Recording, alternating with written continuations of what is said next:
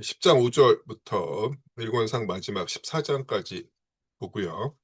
그리고 예, 이후에 그 별도로 올려드렸던 1차 과제, 2차 과제 같이 한번 풀어보도록 하겠습니다. 일단 그 10장 보면은요. 자, 10장 5절, 6절, 7절이 전부 다 이제 그 노동일, 표준 노동질에 관한 내용인데요. 5절하고 이제 6절이 완전히 이제 서로 상반되는 그런 이제 경향 내지는 이제 추세를 설명을 하고 있어요. 한번 보도록 하겠습니다.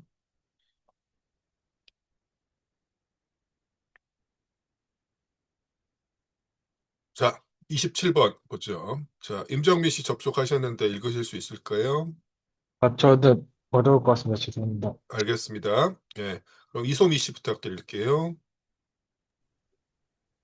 본질적으로 잉여 가치의 생산이고 잉여 노동의 흡수인 자본주의적 생산은 노동일의 연장에 의해 노동력으로부터 그 정상적인 도덕적, 육체적 발전 조건과 활동 조건을 탈취함으로써 인간 노동력의 위축을 가져올 뿐 아니라 노동력 그 자체의 조기 소모와 사망을 가져온다.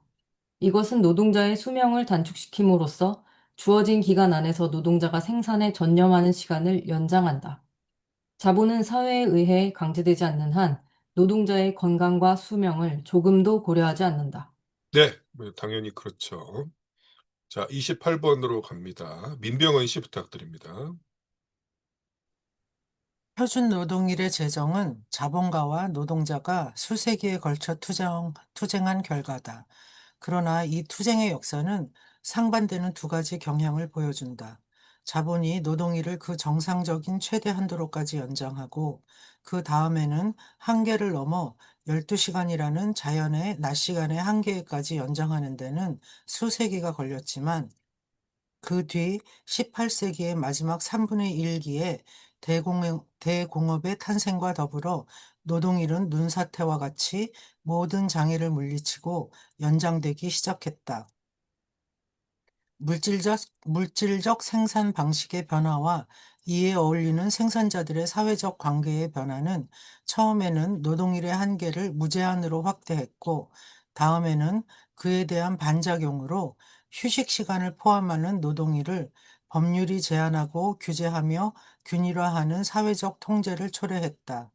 표준 노동일의 제정은 장기간에 걸친 자본가 계급과 노동자 계급 사이에 다소 은폐된 내전의 산물이다.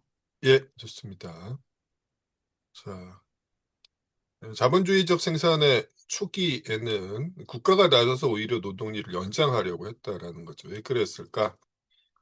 자본 임노동 관계가 성립한다고 해서 노동의 자본에 대한 이제 종속이 바로 완벽해지는 건 아니다라는 거죠. 그래서 예, 적어도 그 여기서 이야기하고 있는 뭐 17세기 정도까지 또는 더 정확하게는 산업혁명 이전까지는 예, 자본가들이 만족할 만한 수준의 잉여 노동을 확보하는 게 쉽지 않았다라는 거죠. 그래서 국가 권력을 동원한 거예요. 이른바 경제 외적 강제라고 이야기합니다.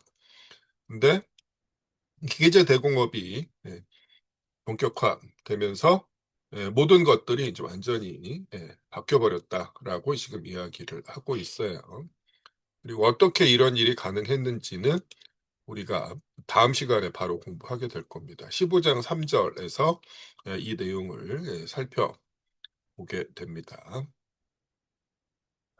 자, 그 다음에 29번은 11장에 대한 이야기예요. 11장이 제목이 이제 잉여가치율과 잉여가치량인데 세 가지 법칙을 이야기를 합니다.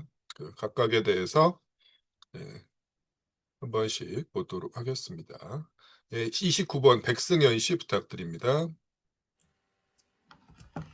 잉여가치율과 잉여가치량에 관한 제1법칙. 생산되는 잉여가치량은 투하한 가변 자본의 크기에 잉여가치율을 곱한 것과 같다.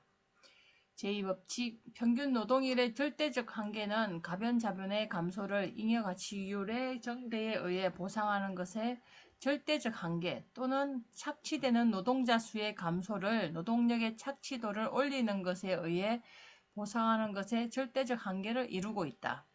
제3법칙 서로가 다른 자본이 창조하는 가치, 잉여 가치의 양은 노동력의 가치가 주어져 있고 노동력의 착취도가 같은 경우 이들 자본의 가변 부분의 크기, 살아있는 노동력으로부터 전환되는 부분의 크기에 정비례한다. 예, 좋습니다. 자, 잉여가치율은 잉여가치를 그 가변자본으로 나눈 거죠. 네, 그래서 노동자 한 사람이 제공하는 잉여가치량은 잉여가치율 곱하기 이 부위가 이제 노동자 한 사람에게 지급하는 이제 임금 가변자본의 크기라고 할 때 이렇게 된다라는 거야. 노동자를 N명 고용하고 있는 자본가는 얼마만큼의 잉여가치를 얻을 수 있느냐?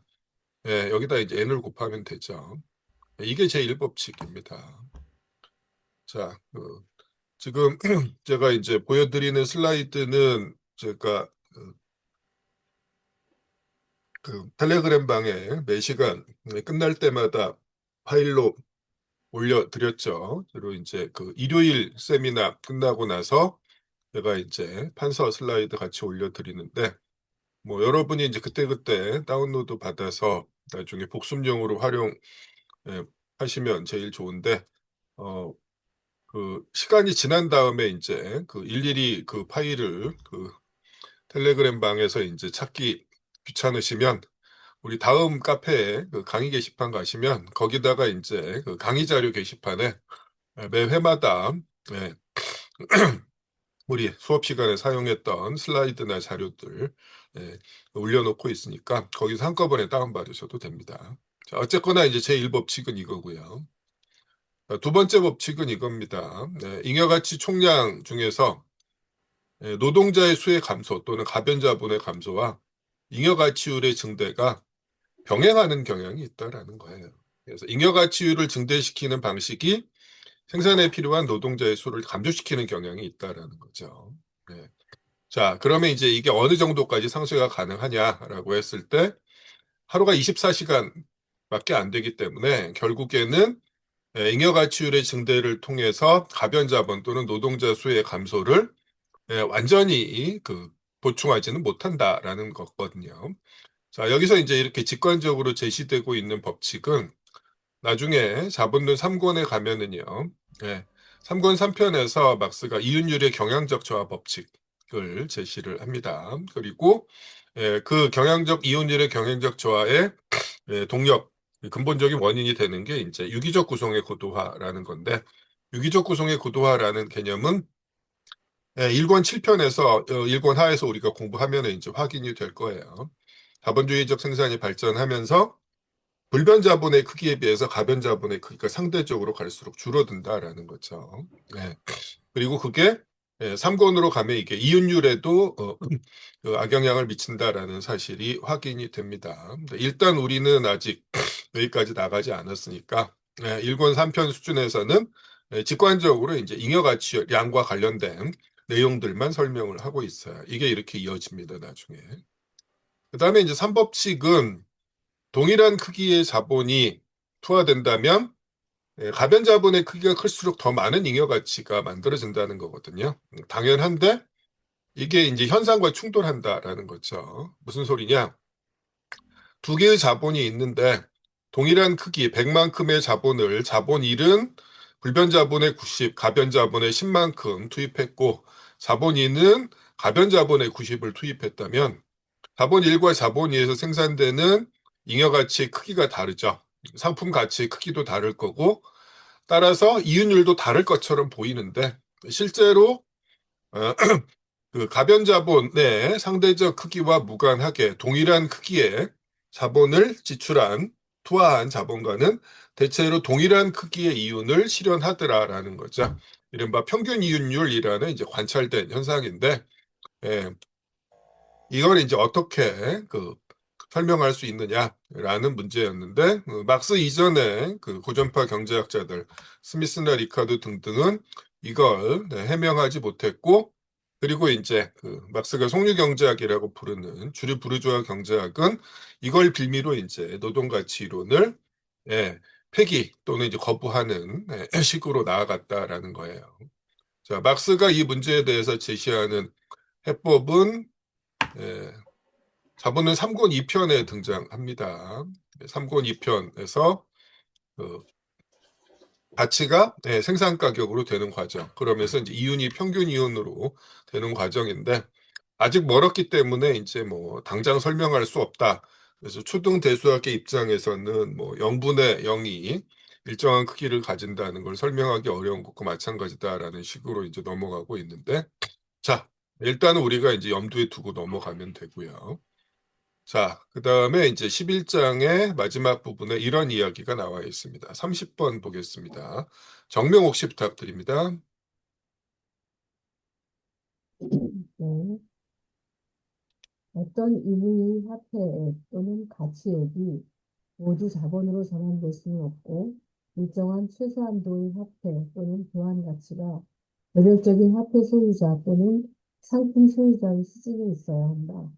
여기에서도 자연과학에서와 마찬가지로 단순한 양적 차이가 일정한 점에 도달하면 질적 차이로 이행한다는 법칙의 타당성이 증명되고 있다.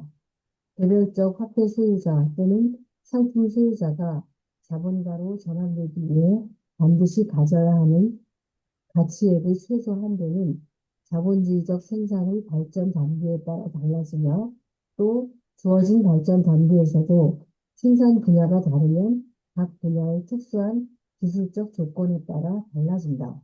예, 좋습니다.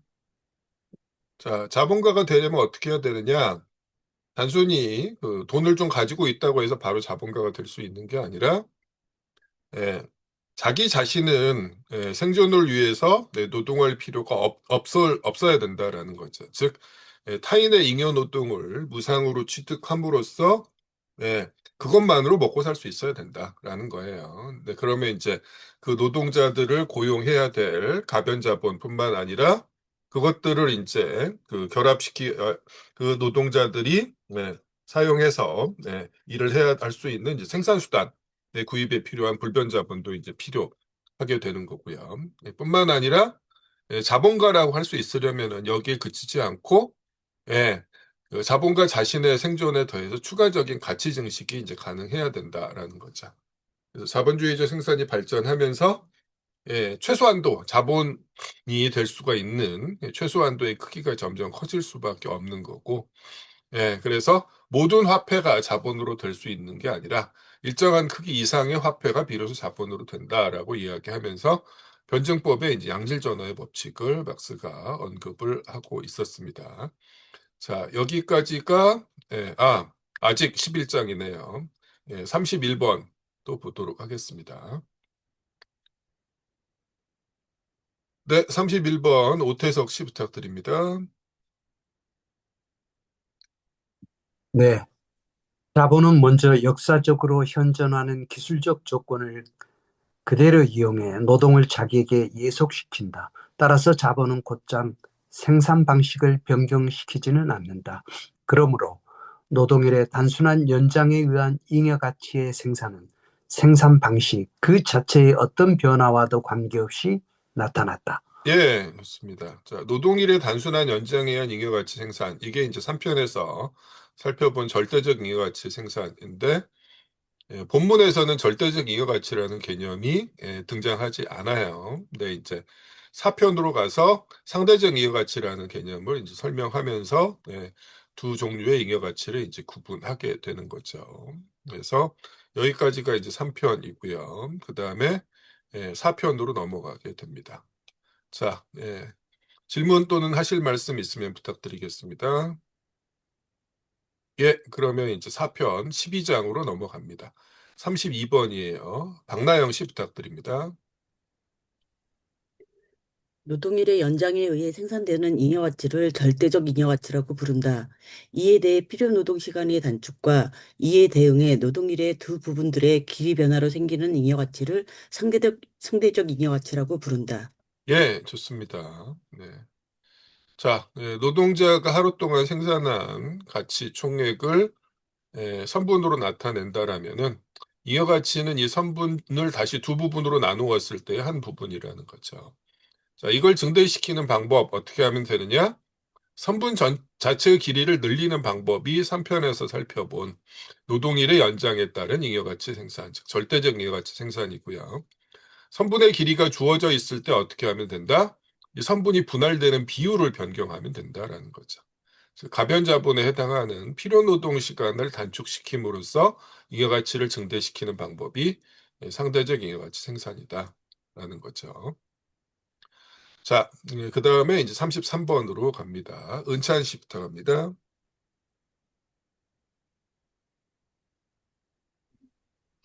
상품의 현실적 가치는 그 상품의 개별 가치가 아니라 사회적 가치다.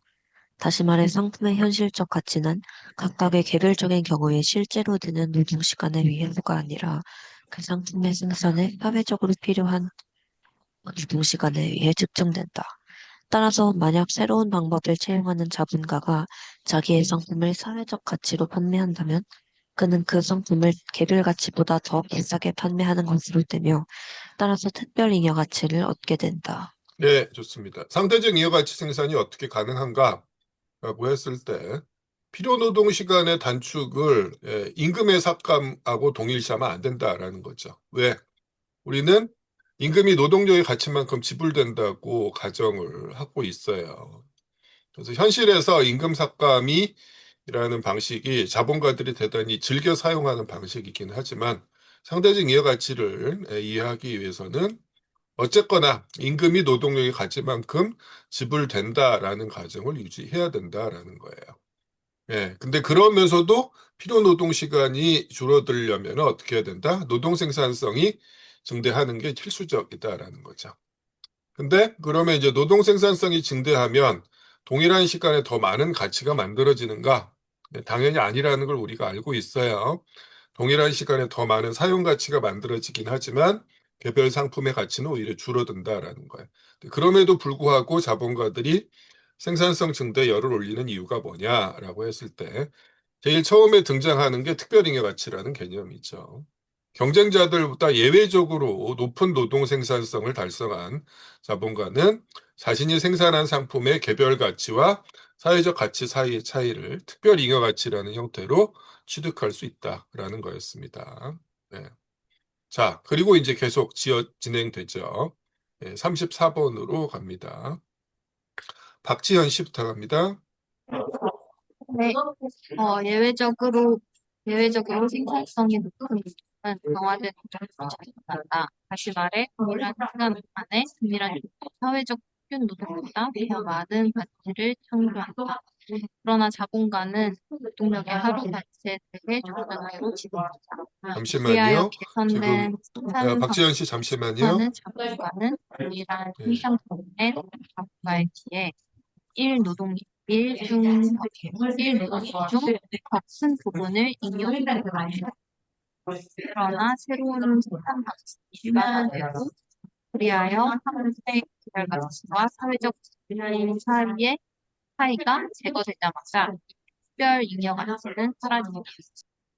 자, 박지현 씨 이제 열심히 읽어주셨는데 지금 그 오디오가 조금 중첩이 되는 것 같아요. 지금 박지현 씨가 말을 하면은 이게 그 소리가 울려서 듣는 사람들한테는 제대로 안 들리는 상황이 지금 발생을 했습니다. 그래서 다음에 이제 읽을 때는 그걸 한번 염두에 두고 뭐 헤드폰 때문일 수도 있고 다른 문제 때문일 수도 있는데 소리가 울려서 이제 중첩되고 있거든요. 그런 일이 이제 벌어집니다. 그래서 애써서 읽어주셨는데 어쩔 수 없이 이제 다른 분이 한 번 더 읽어주시면 좋겠습니다. 이장욱 씨 부탁합니다. 예외적으로 생산성이 높은 노동은 강화된 노동으로 작용한다. 다시 말해 동일한 시간 안에 동일한 종류의 사회적 평균 노동보다 더 많은 가치를 창조한다. 그러나 자본가는 노동력의 하루 가치에 대해 종전대로 지급한다. 그리하여 개선된 생산 방식을 채용하는 자본가는 동일한 생산 부분이 다른 자본가에 비해 일 노동일 중 더 큰 부분을 잉여 노동으로 취득한다. 그러나 새로운 생산 방식이 일반화되고 그리하여 상품의 개별 가치와 사회적 가치 사이의 차이가 제거되자마자 이 특별 잉여 가치는 사라진다. 예, 좋습니다. 자, 일단 그 예외적으로 높은 노동 생산성을 달성한 자본가 입장에서는 어떠한 이점이 있느냐라는 거죠. 네. 특별 잉여 가치를 취득할 수 있다라고 이야기했는데 동시에 이 자본가는 이제 상대적 잉여 가치를 얻게 돼요. 왜냐면은 예외적으로 생산성이 높은 노동이기 때문에 다른 그 생산성이 상대적으로 이제 낮은 자본가 이하의 노동자들에서 생산한 가치보다 더 큰 가치를 만들어내는데 그렇다고 해서 자본가가 노동자들한테 이 자기 이하의 노동자들에게 더 큰 가치를 노동력의 대가로 지불하는 건 아니기 때문에 그렇다라는 거죠. 당연히 이제 이 자본가 입장에서는 필요 노동 시간이 감소하고 잉여 노동 시간이 이제 늘어나게 된다라는 거예요. 근데 이 자본가만 지금 특별 그 잉여 가치 또는 이제 상대적 잉여 가치를 얻고 있는 상황이다라는 거죠. 근데 결국에는 어떻게 되느냐? 다른 자본가들이 높아진 생산성 수준을 따라잡으려고 경쟁할 수밖에 없어요. 그럼 결국은 어떻게 돼요? 이 노동 생산성의 증대가 일반화되면서 사회적 가치 자체가 하락한다라는 거죠. 그러면은 결국 특별잉여 가치는 소멸하게 된다라는 거예요. 특별잉여 가치는 이제 영속적인 게 아니다는 건데 이 과정에서 이제 어떤 일이 벌어졌는가라는 거죠. 35번으로 다시 가보도록 하겠습니다. 박지현 씨 이 문제를 해결하셨을까요? 어떻습니까? 예, 예, 계속 이런 상황인가요? 예, 안 될 것 같다. 예, 알겠습니다. 예, 그러면은, 아쉽지만 이제 다른 분한테 일단 부탁을 할게요. 예. 자, 박미숙 씨 35번 부탁드리겠습니다.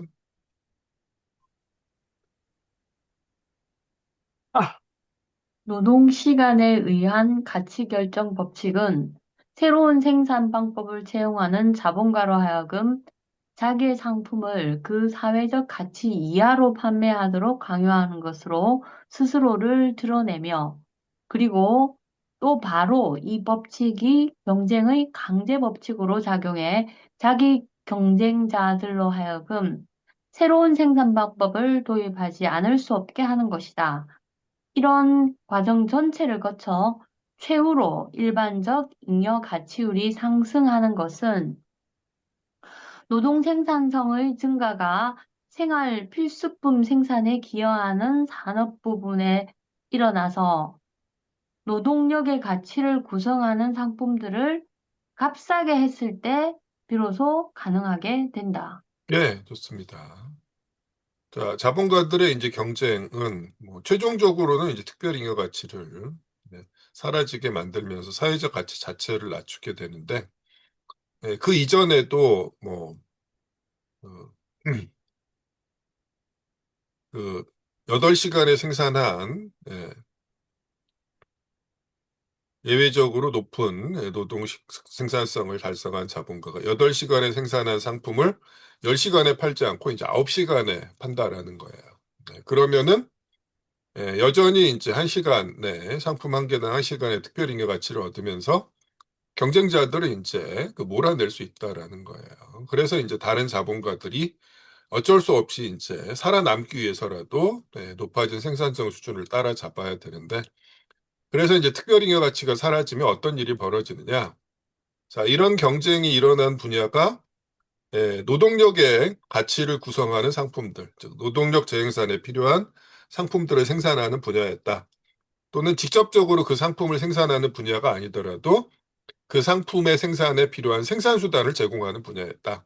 라고 한다라면은, 이것이 이제 의미하는 것은 결국 해당 분야의 상품 가치가 하락하면서 이런 상품들의 가치 합으로 이루어진 노동력의 가치가 하락하게 된다라는 거죠. 이게 바로 이제 필요 노동 시간이 단축되면서 줄어들면서 상대적 잉여 가치가 생산되는 메커니즘이다라는 거죠. 그래서 자본가들이 이것을 염두에 두고 경쟁을 하는 건 아니지만 그들의 의도와는 어쩌면 무관하게 자본가들의 생산성 증대 경쟁이 사회 전체적인 수준에서 잉여 가치율을 높이고 상대적 잉여 가치를 만들어낸다라는 거죠. 다음 36번으로 가보도록 하겠습니다. 김나영 씨 부탁합니다. 상품을 생산하는 자본가는 상품의 절대적 가치, 그 자체에는 관심을 가지지 않는다. 자본가가 관심을 가지는 것은 오직 상품에 들어있는 그리고 판매에 의해 실현되는 잉여가치뿐이다. 상품의 가치는 노동 생산성의 발전에 반비례하지만 상대적 잉여가치는 노동 생산성의 발전에 정비례하여 증가한다. 바꾸어 말해 하나의 동일한 과정이 상품을 싸게 만드는 동시에 상품에 들어있는 잉여 가치를 증대시키기 때문에 교환 가치의 생산만을 염두에 두고 있는 자본가가 왜 상품의 교환 가치를 끊임없이 떨어뜨리려고 노력하는가 하는 수수께끼가 해명된다. 예, 좋습니다. 이렇게 된 거죠. 아까 이제 왜 생산성의 증대가 더 많은 가치를 만들어내는 게 아님에도 불구하고 오히려 상품의 가치를 감소시킴에도 불구하고 왜 이런 경쟁을 할 수밖에 없는가라는 거죠. 자본가의 목적은 가치가 아니라 잉여 가치다라는 거예요. 37번 보도록 하겠습니다. 피린 씨 부탁합니다. 자본주의적 생산에서는 노동 생산성의 발전에 의한 노동의 절약은 결코 노동일의 단축을 목적으로 하지 않는다. 그것이 겨냥한 것은 오직 일정한 양의 상품을 생산하는 데 필요한 노동시간의 단축이다. 자본주의적 생산의 테두리 안에서는 노동 생산성의 상승은 노동일 중에 노동자가 자기 자신을 위해 노동해야 할 부분을 단축하며 바로 그렇게 함으로써 노동일 중 노동자가 자본가를 위해 공짜로 노동할 수 있는 나머지 부분을 연장시키는 것을 목적으로 하고 있다. 예, 이렇게 됩니다. 생산성이 증대한다고 해서 노동일이 줄어들진 않죠. 오히려 이제 노동일은 연장되는 경향이 있습니다. 그 자본가가 생산성을 증대시키는 목적은 노동자들을 보다 더 적게 그리고 더 편하게 일하게 만드는 게 아니라 더 많은 잉여 노동을 얻기 위해서일 뿐이다라는 거고요. 자, 여기까지가 그 4편에서 12장 상대징여가치 개념에 대한 이야기였어요. 그 다음에 이제 13장 협업으로 넘어갑니다. 로아 씨 부탁합니다. 자본주의적 생산은 각 개별 자본이 다수의 노동자를 동시에 고용하고 따라서 노동 과정이 대규모로 수행되어 다량의 생산물을 공급하게 되는 그때부터 비로소 실제로 시작한다. 많은 노동자가 같은 시간에 같은 장소에서 같은 종류의 상품을 생산하기 위해 같은 자본가의 지휘 밑에서 함께 일한다는 것은 역사적으로나 개념적으로나 자본주의적 생산의 출발점을 이룬다. 자본가의 지위는 그 내용에서 이중의 성격을 띠고 있는데 그 이유는 그가 지휘하는 생산 과정 자체가 한편으로 생산물의 생산을 위한 사회적 노동 과정이고 다른 한편으로 자본의 가치 증식 과정이라는 이중의 성격을 띠기 때문이다. 산업의 지도자이기 때문에 자본가로 되는 것이 아니라 반대로 자본가이기 때문에 산업의 지도자로 된다. 봉건 시대에는 장군, 판사의 기능이 토지 소유의 속성이었던 것과 마찬가지로 이제는 산업의 지도자는 자본의 속성으로 된다. 네, 좋습니다. 자, 협업은 자본주의적 생산의 이제 기초를 이루고 있죠. 모든 자본주의적 생산은 협업으로 진행이 되는데 이 과정에서 이제 지휘의 기능을 자본가가 독점하게 되는데 이것이 이제 어떤 의미를 갖는가라는 거죠. 자, 자본주의적 생산은 협업에 의한 생산이기 때문에 생산을 위한 사회적 노동 과정이라는 특징을 가지고 있을 뿐만 아니라 자본의 가치 증식 과정이기도 하다라는 거예요. 그렇기 때문에 자본가의 지위도 이에 대응해서 이제 이중적인 성격을 가지게 된다라는 거예요.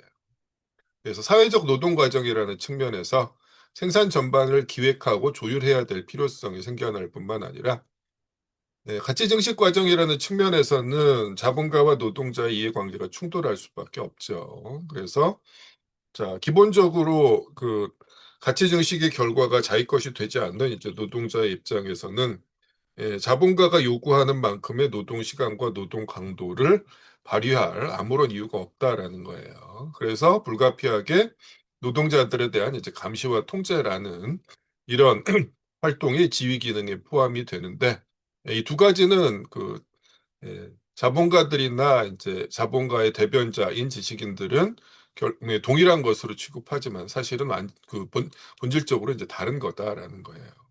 그래서 일단 이 지위의 의미에 대해서 봤을 때 첫 번째, 가치 증식 과정이라는 자본주의적 생산 과정의 적대적인 성격으로부터 비롯된 감독 기능은 결국 생산적인 기여가 아니다라는 거고, 두 번째는 뭐냐면은 왜 자본가가 산업의 지도자로 되는 게 필수적인가라는 거죠.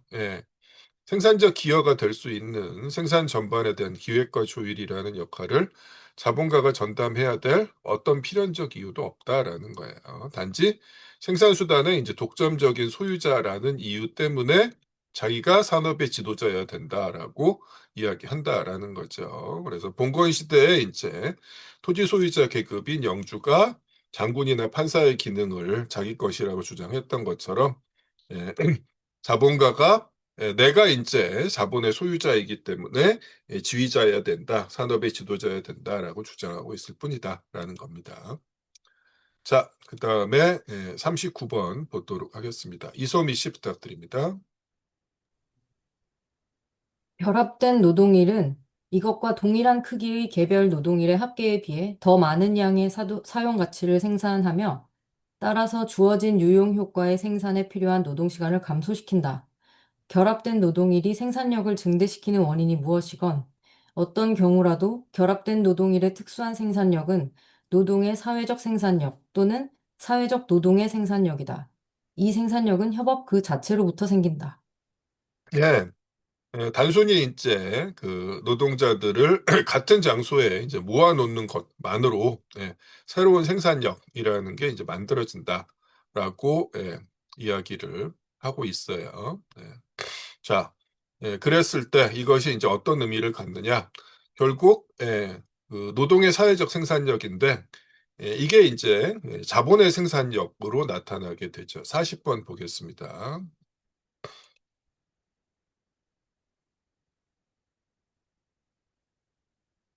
한 바퀴 돌았고요. 네, 민병헌 씨 부탁드립니다.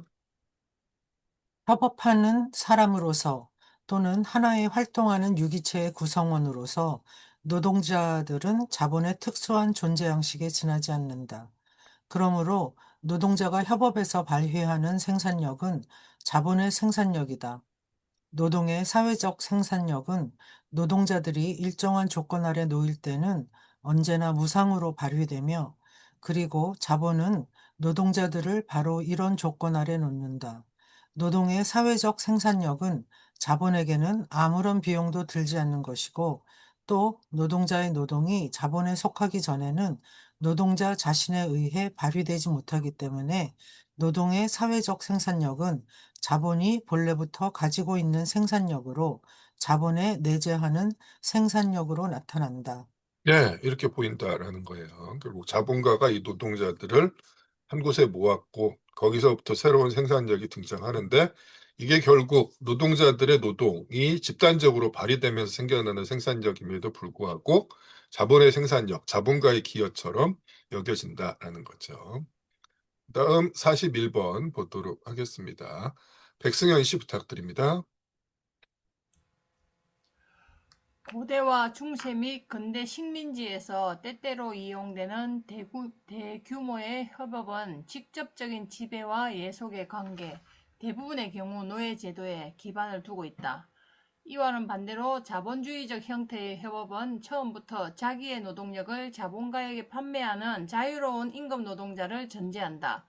그러나 역사적으로 보면 자본주의적 형태의 협업은 소농민적 경영과 독립적 수공업, 길드의 형태를 취하든 말든에 대립해 발전한다. 소농민과 수공업자의 관점에서 볼 때 자본주의적 협업의 특수한 역사적 형태로 나타나는 것이 아니라 오히려 협업 그 자체가 자본주의적 생산 과정의 특유한 그리고 독특한 역사적 형태로 나타난다. 협업의 단순한 형태는 더욱 발전된 형태들과 나란히 하나의 특수한 형태로 나타나지만 협업은 언제나 자본주의적 생산 방식의 기본 형태다. 예, 좋습니다. 자, 자본주의에서만 협업이 행해진 건 아니다라는 거예요. 네. 근데 실제로 자본주의가 본격화되었을 때 지배적인 생산이 소농민적 경영과 독립적 수공업이었기 때문에 당시 사람들의 이제 눈에는 협업이 자본주의의 이제 고유한 것으로 보이게 되었다라는 거고요. 그다음에 자, 현실에서 이제 협업은 자본주의적 생산의 기본 형태이지만 그 자체로 나타나기보다는 항상 다른 그 발전된 이제 그 생산 방식의 그 바탕에 깔려 있는 형식으로 나타나죠. 그래서 막스가 그냥 노동자들이 집단적으로 모여서 행하는 생산 방식의 변화 없는 협업, 단순 협업은 이것이 자본주의적 생산의 독자적인 발전 단계는 아니다라고 이야기합니다. 그래서 막스가 이제 자본주의적 생산의 이제 두 단계로 구분하고 있는 게 이제 매뉴팩처하고 기계제 이제 대공업이죠. 자, 그래서 14장 분업과 매뉴팩처로 넘어가도록 하겠습니다.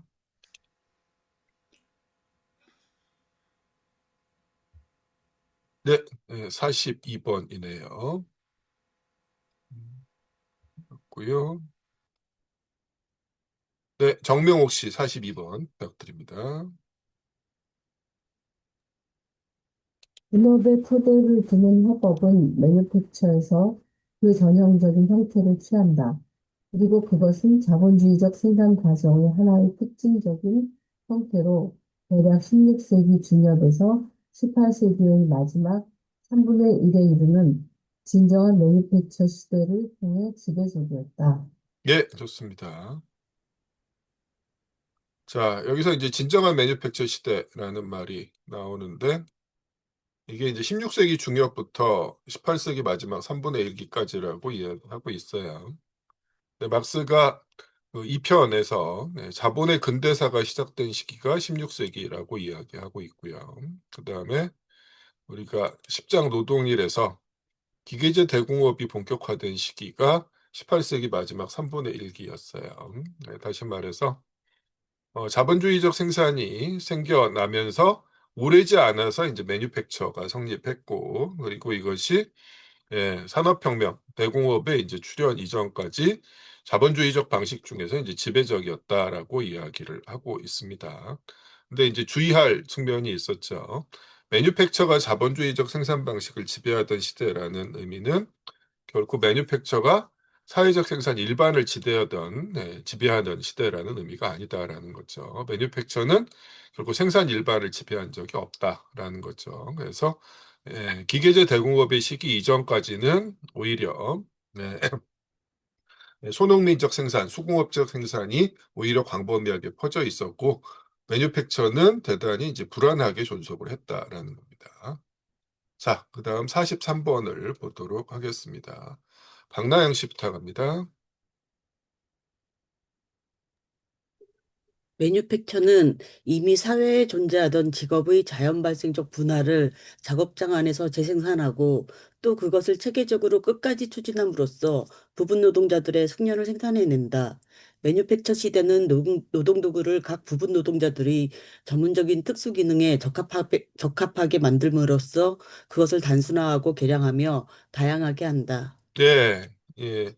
애초에 그 매뉴팩처의 본업이라는 게 한 사람의 이제 노동자가 했던 작업을 수십, 수백, 때로는 수천 개의 수준으로 이제 세분화하면서 각각의 노동자가 그 분할된 부분만을 반복적으로 수행하도록 만들어 변경하는 방식이죠. 그러면서 그 각각의 이제 작업에 적합한 노동 도구들도 만들어졌다라고 이야기하죠. 자, 그 다음에 44번 보겠습니다. 은찬 씨 부탁합니다. 매뉴팩처 안의 분업은 한 자본가의 수중에 생산 수단이 집적되는 것을 전제하지만 사회 안의 분업은 서로 독립된 다수의 상품 생산자 사이로 생산 수단이 분산되는 것을 존재한다. 자본주의적 생산 양식이 지배하는 사회에서는 사회적 분업의 무정부 상태와 매뉴팩처적 분업의 독재가 서로 다른 것의 조건으로 되고 있다. 네, 자, 자본가가 지휘하고 있는, 그리고 이제 뭐 독재를 행하고 있는 매뉴팩처 안의 분업은 철저한 계획에 의해서 이루어지지만, 사회적인 수준에서의 분업은 자본주의 사회에서는 무정부정을 이제 피할 수가 없는 거죠. 자, 그 다음에 45번 보겠습니다. 오태석 씨 부탁드립니다. 집단적 노동유기체는 단순 협업에서와 마찬가지로 매니팩처에서도 자본의 존재 형태다. 다수의 개별 부분 노동자로 구성되는 사회적 생산 조직은 자본가에게 속한다. 그러므로 각종 노동의 결합으로부터 발생하는 생산력은 자본의 생산력으로 나타난다. 진정한 매니팩처는 이전에는 독립적이었던 노동자를 자본의 지휘와 규율에 복종시킬 뿐 아니라 노동자 자신들 사이에 등급적 계층을 만들어낸다. 단순 협업은 개개인들의 노동 방식을 대체로 변경시키지 않지만 매니팩처는 그것을 철저히 변혁시키며 개별 노동력을 완전히 장악한다.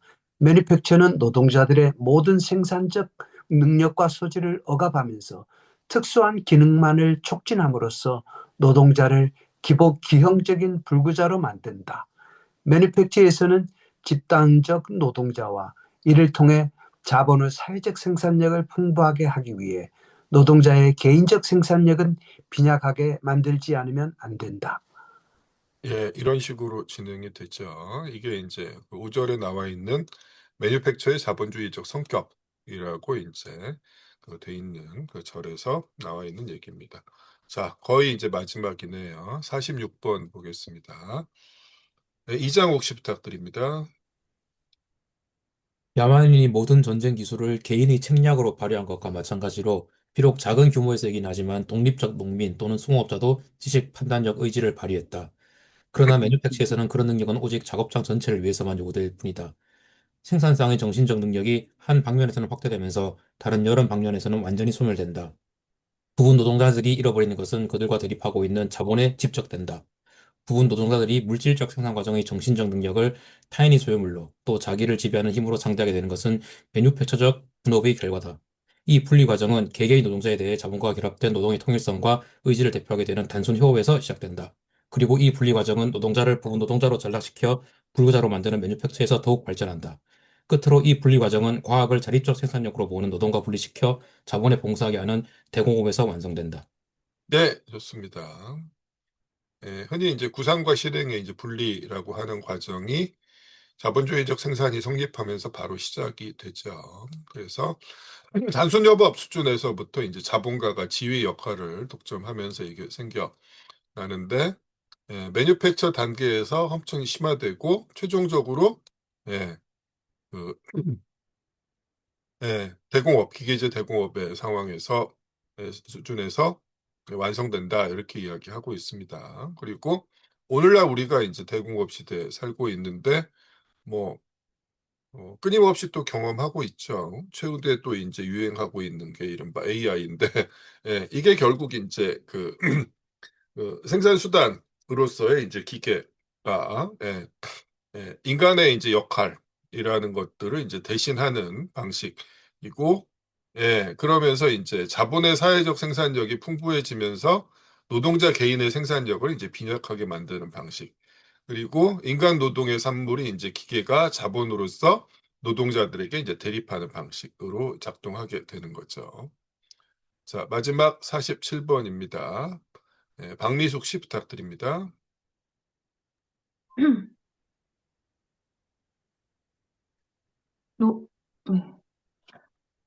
매뉴팩처는 사회의 생산 전체를 완전히 장악할 수도 없었고, 사회의 생산을 근본적으로 변형할 수도 없었다. 매뉴팩처가 일정한 발전 단계에 이르자 매뉴팩처 자신의 협소한 기술적 토대는 매뉴팩처 자신에 의해 만들어진 생산상의 여러 가지 필요와 모순하게 되었다. 매뉴팩처의 가장 완전한 성과 중에 하나는 노동 도구 그 자체, 특히 이미 사용하고 있던 복잡한 기계적 장치를 생산하는 작업장이었다. 매뉴팩처적 분업의 성과인 이 작업장이 생산한 기계는 수공업적 노동자가 사회적 생산의 규제 원리로 기능하는 것을 철폐한다.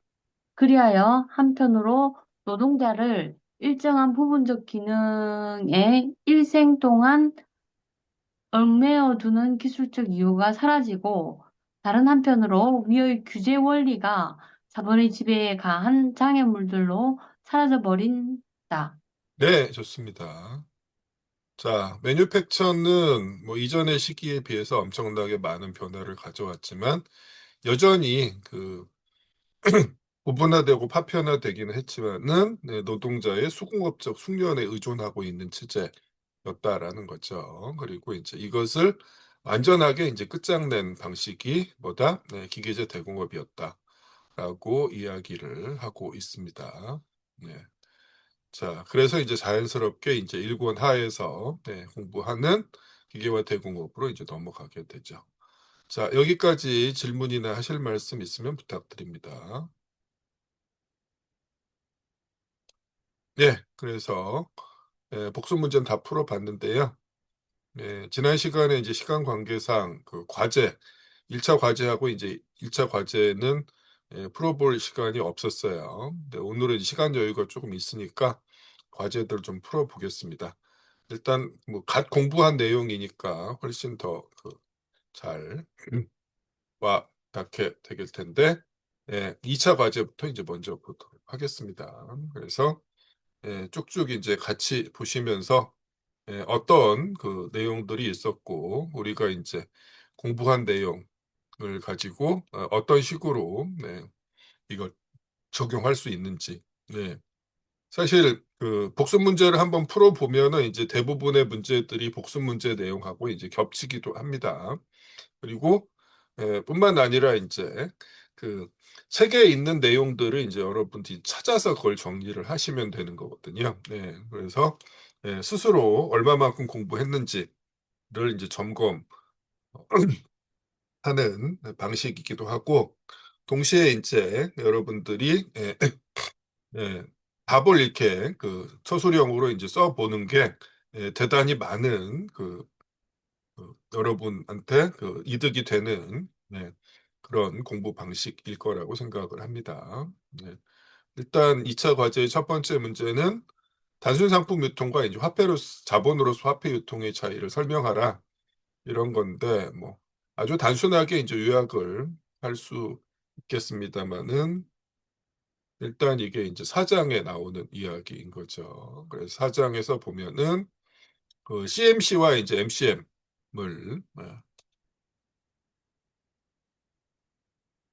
비교하면서 193쪽 이제 하단에 공통적인 것을 먼저 살펴보자라고 하면서 이제 마지막 문단에서는 차이점을 이야기하기 시작했어요. 그래서 뭐 유통 국면의 순서가 서로 반대로 돼 있다라는 것들 이야기하고 그 다음에 CMC 단순 상품 유통은 두 번째 C에 도달하면 이제 끝나버리는데 MCM의 경우에는 끊임없이 이제 반복될 수밖에 없다. 뭐 이런 것들 지금 이야기를 하고 있고요. 애초에 이제 목적 자체가 전혀 이제 다르게 되는 거죠. 이런 내용들을 보고 있습니다. 그래서 이 내용들을 여러분이 한번 이제 정리를 해보시면 돼요. 그래서 이제 그 발제문에도 이걸 이제 표로 정리한 이런 그 발제문도 있었습니다. 예. 그다음에 이제 두 번째 보도록 하겠습니다. 2번 문제 보죠. 자, 이 문장을 김나영 씨가 읽어 주시겠어요? 부에 대한 무한한 탐욕, 정열적인 교환 가치 추구는 자본가와 구두쇠에게 공통되지만 구두쇠는 얼빠진 자본가에 지나지 않는 반면 자본가는 합리적인 구두쇠다. 네, 좋습니다. 뭐 이 얘기가 나와 있는데 이제 이게 이제 뭘 의미하느냐라는 거예요. 자, 그 교환 가치에 대한 추구는 이미 1편 수준에서 나와 있었던 내용이에요. 그래서 그 1편에 어디서 나왔냐면은 1편 3장 3절에 퇴장화폐를 우리가 다루는 때 나왔었어요.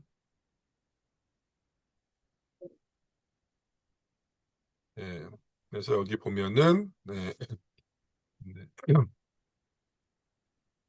퇴장화폐를 공부할 때 더 많은 이제 화폐를 얻고자 하는 욕구가 자연스럽게 이제 생기게 되는데, 그랬을 때 이제 어떤 방식으로 이걸 실현하느냐라는 거죠.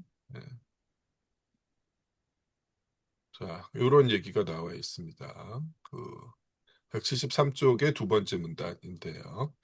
자, 김나영 씨 이어서 읽어주세요. 계속.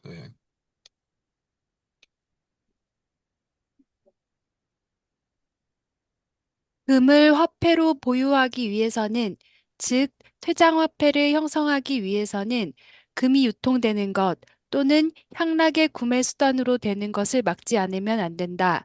그러므로 화폐 퇴장자는 황금 물신에게 자기의 육체적 욕망을 희생으로 바친다. 그는 금욕의 복음을 진심으로 믿는다. 그러나 다른 한편 그는 상품의 형태로 유통에 던져 넣는 것보다 더 큰 것을 화폐의 형태로 유통해서 끌어낼 수 없다. 그는 더 많이 생산하면 할수록 그만큼 더 많이 판매할 수 있다. 그러므로 근면과 절약과 탐욕이 그의 주된 덕목으로 되며 많이 판매하고 적게 구매하는 것이 그의 정치 경제학 전체를 이룬다. 그 CMC 수준에서는 더 많은 화폐를 축적하려면 어떻게 해야 돼요? 성경책을 열심히 만들어서 팔 때 화폐로 위스키를 사 먹으면 안 된다라는 거였습니다. 그래서 이제 금욕의 복음을 실천하는 게 이제 불가피했는데, 그 MCN 프라임의 경우에 이제 정반대라는 거죠. 오히려 화폐를 의식적으로 이제 투하하면서 유통에 집어넣었던 화폐보다 더 큰 화폐를 끌어낼 수 있는 상황이 이제 만들어지는 거예요. 그래서 이런 얘기가 이제 나와 있는 거죠. 여기서 200쪽에 가면 이제 이런 얘기가 나와요. 우리가 방금 읽었던 내용에 의해서 구두쇠는 화폐를 유통해서 끌어냄으로써 교환가치 증색을 추구하지만 더 영리한 자본가는 화폐를 끊임없이 유통에 투입함으로써 그것을 달성한다. 이렇게 지금 이야기하고 있습니다. 자, 그 다음에 두 번째로 가야 되는데 첫 번째를 띄웠네요. 자, 그 2편 전체에서 이제 이야기하는 문제죠. 자본가가 되고자 하는 화폐 소유자가 맞닥뜨리는 문제, 그리고 이것을 이제 해결하는 방법에 대한 이야기입니다. 쭉 읽어보도록 할게요. 자, 피린 씨 지금 가능하신가요? 어떻습니까?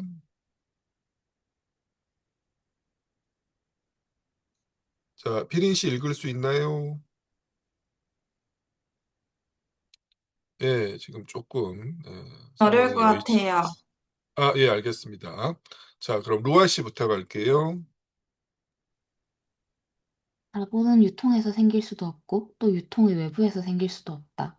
자본은 유통해서 생겨야 하는 동시에 유통의 외부에서 생겨야 한다. 화폐 소유자는 상품을 그 가치대로 사서 그 가치대로 팔아야 하는데 그러면서도 과정의 끝에 가서는 자기가 처음 유통에 던져 넣은 것보다 더 많은 가치를 유통해서 끌어내지 않으면 안 된다. 이것이 바로 문제의 조건이다. 여기가 로드스 섬이다. 자, 여기서 띄워보라. 우리가 아까 이제 읽었던 문제인데, 해결 방식이 이제 2번하고 3번에서 진행이 됩니다. 마저 읽어주세요. 화폐가 자본으로 전환되기 위해서는 화폐 소유자는 상품 시장에서 자유로운 노동자를 발견하지 않으면 안 된다. 화폐가 자본으로 전환되는 전체 과정은 유통 영역의 내부에서도 수행되고 또한 그 외부에서도 수행된다. 이렇게 되어 있습니다. 자, 1번 인용문이 5장에서 발췌한 거고요. 2번 인용문 6장, 노동력의 구매와 판매에서 나옵니다. 그리고 3번에 이제 해답인데 이게 이제 7장 2절 가치증식 과정에서 나오는 거거든요. 그래서 같이 보시면은 자, 자본의 일반 공식의 모순과 관련해서 나와 있는 게 5장의 이제 마지막이었죠. 그래서 화폐가 자본으로 전환하는 것이 등가 교환의 이제 법칙을 위반하면 안 된다라는 거였습니다. 상품을 가치대로 사서 가치대로 팔면서도 과정의 끝에 가서는 네, 더 큰 가치를 유통에서 끌어내야 한다라는 거예요. 어떻게 가능하냐? 자, 유통에 생길 수도 없고 유통의 외부에서 생길 수도 없기 때문에 유통에서 생겨야 하는 동시에 유통의 외부에서 생겨야 한다. 이렇게 지금 이야기를 했습니다. 자, 네, 이 문제에 대한 이제 그 직접적인 그 대응이 되는 문구가 7장에 나오죠. 7장에 이제 가치 증식 과정, 7장 2절에 가치 증식 과정을 보면은요. 259쪽부터 보도록 하겠습니다.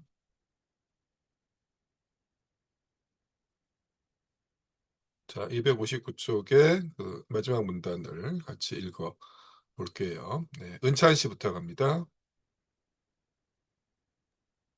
언제의 모든 조건은 충족되었으며 상품 교환의 법칙은 조금도 침해되지 않았다. 등가물이 등가물과 교환되었다. 자본가는 구매자로서 어느 상품, 면화, 방출, 노동력에 대해서도 그 가치대로 지불했다. 그 다음 그는 다른 모든 상품의 구매자가 하는 일을 했다. 즉 그는 그 상품들의 사용 가치를 소비했다. 노동력의 소비 과정은 동시에 상품의 생산 과정이기도 한데 30원의 가치가 있는 20kg의 면사라는 생산물을 생산했다. 여기에서 자본가는 시장으로 되돌아가는데 전에는 상품을 구매했지만 이번에는 상품을 판매한다. 그는 면사를 1kg당 1.5원에 즉 그 가치대로 판매한다. 그런데도 그는 처음에 유통에 던져 넣었던 것보다 3원이나 더 많이 유통해서 끌어낸다. 그의 화폐가 자본으로 전환되는 이 전체 과정은 유통 영역의 내부에서도 수행되고 또한 그 외부에서도 수행된다. 그 전체 과정은 유통을 매개로 수행된다. 왜냐하면 그것은 상품 시장에서 노동력의 구매를 조건으로 하고 있기 때문이다. 그것이 유통 영역의 외부에서 수행된다고 말하는 이유는 유통은 생산 영역에서만 이루어지는 가치 증식 과정을 준비하는 데 지나지 않기 때문이다. 그리하여 가능한 최선의 세계에서는 만사가 최선의 형태에 있다는 것이다. 예, 유통 영역의 내부에서도 수행되고 외부에서도 수행된다라는 거예요. 왜? 유통 영역에서 내부에서 노동력의 이제 구매가 이루어지는 거고요. 유통 영역의 외부에서 잉여 가치 생산, 가치 증식 과정이 진행된다라는 거죠. 이런 내용이었습니다.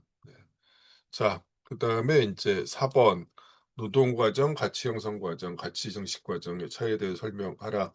이건 우리가 아까 공부하면서 쭉 제가 이제 슬라이드 보여드렸으니까 따로 이야기하지는 않고 이제 넘어가도록 하겠습니다. 자, 5번도 그 살펴봤던 거예요. 이제 8장에서 그 가치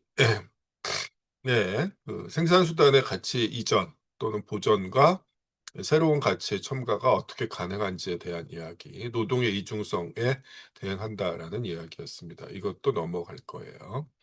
그다음에 이제 그 6번 문제가 이제 시니어의 최후의 1시간에 대한 얘기인데 이 부분 자체는 우리가 이미 이제 읽었어요. 근데 관련해서 이제 숫자 예를 한번 이제 같이 보면서 다시 확인을 하도록 하겠습니다. 결국 핵심이 되는 거는 그 생산 과정에서 노동자가 행하는 노동이 두 차례 이루어지는 게 아니라 동시에 그 생산수단의 가치가 이전되는 과정과 새로운 가치가 첨가되는 과정이 동시에 행해진다라는 거죠. 그래서 사실은 이제 5번하고 6번이 이제 이어지는 문제가 되는데요. 관련해서 이제 보도록 하겠습니다. 자, 뭐 책에 있는 그 숫자 예가 조금 지저분하기 때문에 제가 그 세미나 시간에 좀 더 이제 단순화된 예를 제시를 했었는데 자본가가 이제 100만큼, 뭐 100억 원, 100조 원만큼의 화폐를 자본을 투하해서 생산수단의 90만큼, 노동력의 10만큼 지출했는데 생산 과정에서 120의 가치를 갖는 상품이 만들어져서 잉여가치 20이 생겨난 거죠. 이런 방식인데 그래서 생산수단의 가치가 이전된 부분은 90이고 새롭게 창조된 가치 부분이 30이다라는 거야. 이때 이제 노동일을 12시간이라고 가정을 하면은 이런 식으로 쓸 수 있죠. 12시간 노동일 중에 처음 9시간은 불변다분의 가치를 보존하고 그 다음 1시간은 임금을 보존하고 그 다음에 이제 마지막 2시간이 이윤이다. 이런 식의 논리가 성립하는데 이런 상황에서 노동자들이 12시간 노동일을 10시간으로 단축하자고 주장하면은 자본가들 그리고 이제 주류 경제학자들이 팔팔 뛸 거다라는 거죠.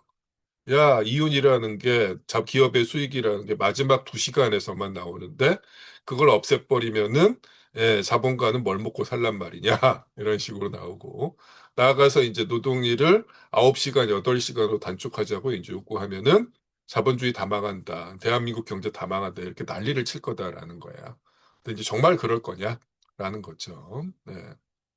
자, 12시간 노동일에 이제 30만큼의 가치가 만들어지고, 생산수단으로부터 이전된 가치가 90인데, 이걸 이제 10시간으로 단축하면 어떻게 돼요? 6분의 5만큼 줄어든다라는 거야. 그럼 이제 새롭게 창조된 가치가 6분의 5만큼 로 줄어들 뿐만 아니라 생산수단으로부터 이전된 가치도 그만큼 비례적으로 이제 줄어들게 된다라는 거예요. 그래서 편의상 순차적으로 표현을 했지만 실제로는 동시에 이루어지는 과정이잖아요. 그럼 이제 최종적으로 어떻게 됩니까? 10시간 노동일 하에서 이제 이렇게 된다라는 거죠. 그러면서 예, 예, 자본가들이나 이제 주류 경제학자들이 주장하는 것처럼 잉여가 지윤이 사라지는 게 아니라 이전에 비해서 이제 줄어들긴 하지만 이제 여전히 자본가들은 노동자에게 지불한 임금보다 임금을 넘어서는 추가적인 잉여 가치를 무상으로 이제 취득할 수 있게 되는데 이전에 비해서 그 비율과 크기가 줄어들 뿐이다라는 거죠. 자, 이런 이야기였습니다. 자, 여러분들이 뭐 정확하게 이미 이해하고 계실 거라고 이제 제가 믿습니다만은 혹시라도 조금 이제 가물가물하다고 생각하시는 분들은 한 번 정도 이제 쭉 뭐 슬라이드나 이제 문제들을 풀어보면서 정리를 해주시기 바랍니다. 자, 그 다음에 이제 7번은 이것도 이제 앞서 살펴본 거죠. 자본론 1권에서 10장 2절입니다. 자본주의적 생산 이전의 생산 방식을 영유하고 있음에도 불구하고 잉여 노동에 대한 이제 무제한적인 욕구가 이제 생겨나는 이런 이유에 대해서 이제 이야기를 하고 있는데 그게 이제 10장 2절이었어요. 그래서 10장 2절에서 나와 있는 게 여기였죠.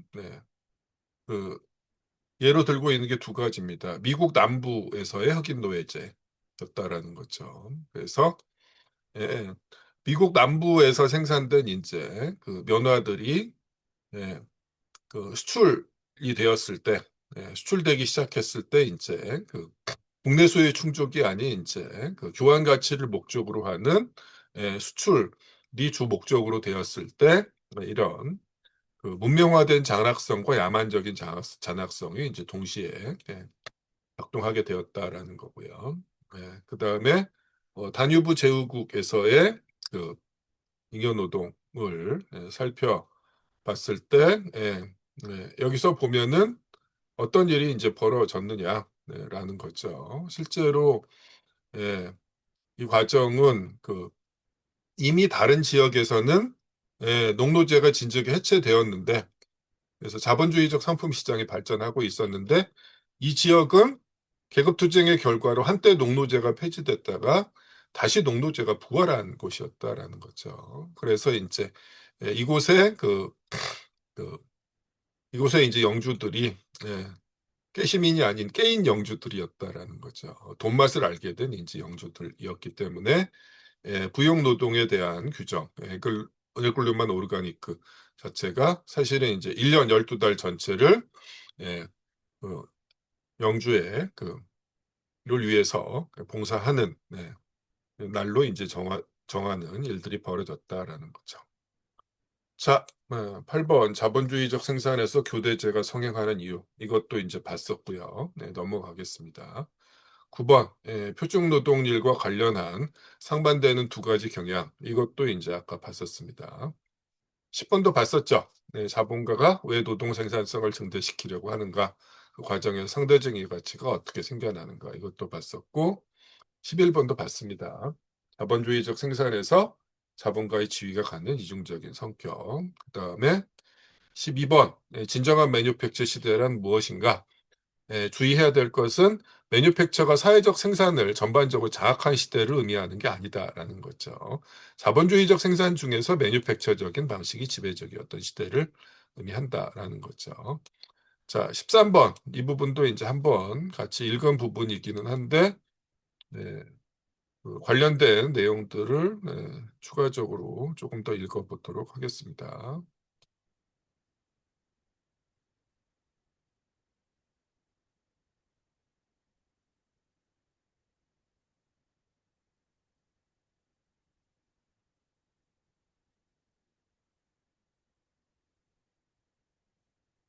자, 그 인용문 자체는 여기에요. 자본주의적 생산 양식이 지배하는 사회에서는 사회적 분업의 무정부 상태와 매뉴팩처적 분업의 족제가 서로 다른 것의 조건으로 되고 있다라고 이야기하는데 관련된 이제 내용들은 조금 더 앞에 나와 있는 거죠. 네.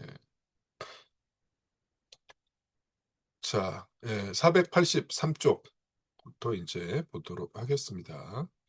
483쪽에 이제 세 번째 줄부터 읽을게요. 네, 박나영 씨 부탁드립니다. 사회 안의 분업은 서로 다른 산업 부분들 사이에서 생산물 매매에 의해 매개되고 있지만 매뉴팩처 안의 여러 부분 노동들 사이의 관련은 여러 노동력이 동일한 자본가에게 판매되어 그를 통해 결합 노동력으로 사용된다는 것에 의해 매개되고 있다.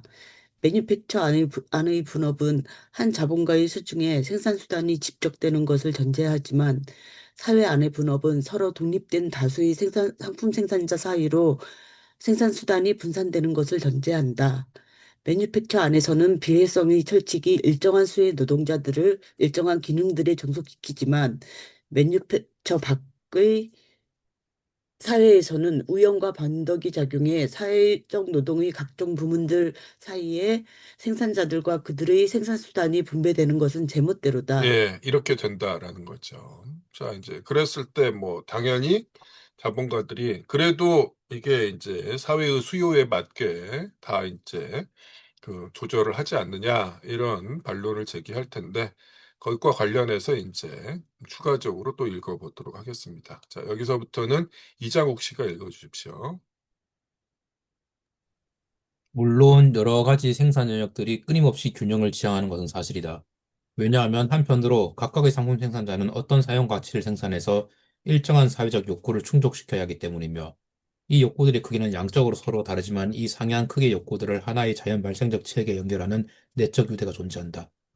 그리고 다른 한편으로 상품의 가치 법칙은 사회가 자신이 처분할 수 있는 전체 노동시간 중 얼마만큼을 각각의 상품 종류의 생산에 지출할 수 있는가를 궁극적으로 결정하기 때문이다. 그러나 여러 가지 생산 영역들이 균형으로 향하는 이 끊임없는 경향은 이 균형의 끊임없는 파괴에 대한 반작용으로 작용할 뿐이다. 매뉴팩처 안의 분업이 의거하고 있는 계획되고 규제되는 사전적 체계는 사회 안의 분업에서는 생산자들이 규제받지 않는 변덕을 통제해야 하는 자연적인 사후적 필연성, 이것은 시작 환경의 변동에서 알 수 있다.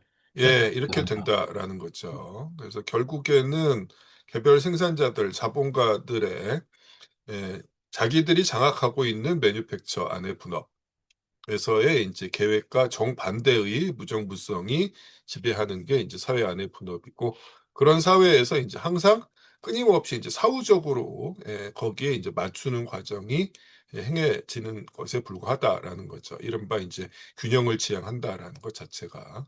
그럼 이제 결국 이게 무엇을 의미하느냐라는 이야기인 거죠.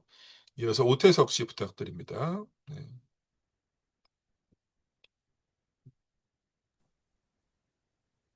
매니팩처 안의 분업은 자본가에게 속하는 전체 메커니즘의 구성원에 지나지 않는 노동자들에 대한 자본가의 무조건적 권위를 내포하지만 사회 안의 분업은 경쟁이라는 권위 밖에는, 즉 상품 생산자들 상호 간의 이익 대립이 자기들에게 가하는 강제 외에는 다른 어떤 권위도 인정하지 않는 독립적 상품 생산자들을 서로 대립시킨다. 이것은 마치 동물계에서 만인에 대한 만인의 투쟁이 대체로 모든 종의 생존 조건으로 되어 있는 것과 마찬가지다. 예, 이런 식으로 될 수밖에 없다라는 거예요. 자, 그리고 나서 이제 마지막으로 막스가 이제 이걸 언급합니다. 백승현 씨 여기서부터 부탁드립니다.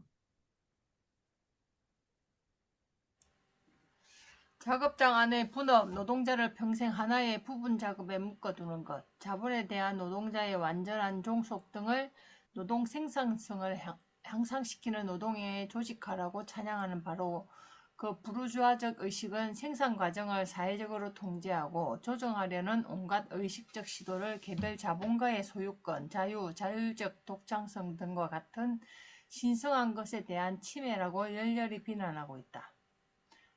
공장 제도의 열광적 변호인들이 사회적 노동의 일반적 조직화를 반대하면서 이것이 사회 전체를 하나의 공장으로 전환시킬 것이라고 비난하는 것은 매우 웃기는 일이다. 네, 그렇죠. 이제 자기 모순에 빠지는 거죠. 자본가들은 갈수록 대규모의 조직화를 행합니다. 계획에 의한 생산을 추구하죠. 어느 수준에서 그 자기들이 장악하고 있는 개별 자본가들이 장악하고 있는 그 생산 영역 수준에서 그렇게 하는데, 자본주의가 발전하면서 개별 자본가가 장악하는 생산의 규모가 갈수록 거대해지고 있다라는 거예요. 그래서 그 어느 때보다도 이제 계획에 의한 생산은 발전해 있는데, 이걸 왜 사회 전체적인 수준에서 적용하면 안 되냐라는 거죠. 단 하나의 이유가 있죠. 자본가의 생산수단 독점. 생산수단의 이제 사적 소유를 인정할 수 없는 사회가 되기 때문에 극렬히 반대하는데, 사실은 다른 어느 누구보다도 끊임없이 이제 계획에 의한 통제를 추구하는 게 자본가들이다. 그리고 그들의 이제 그 대변자들이다라는 이야기였습니다. 그 다음에 14번도 우리가 살펴본 거죠.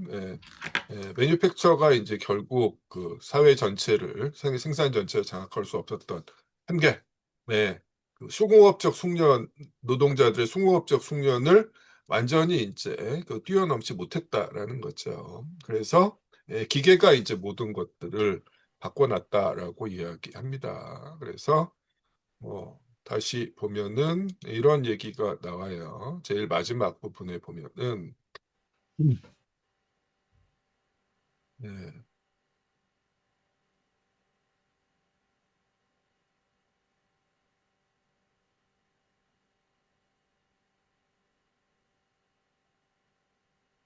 그 매뉴팩처 시대 전체를 통해서 노동자들의 이제 규율 부족에 대한 불평이 그치지 않았다라고 이제 이야기하고, 그래서 어떤 얘기가 나옵니까? 최종적으로 아크라이트가 질서를 창조했다라는 말이 나온다라는 거죠.